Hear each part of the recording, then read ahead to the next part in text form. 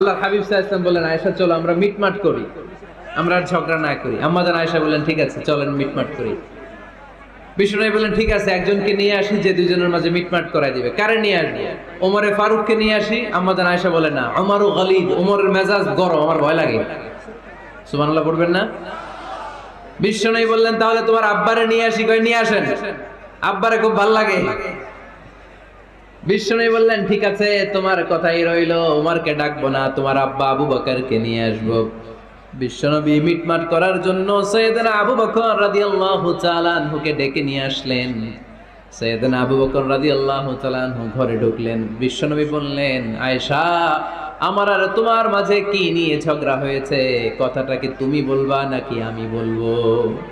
আম্মা জান আয়েশা বলেন, আপনিই বলেন, তবে মিথ্যা বললেন না, যা ঘটছে ওইটাই বললেন। আবু বকর রাদিয়াল্লাহু তাআলা আনহু তো শুনে রেগে মেগে আগুন।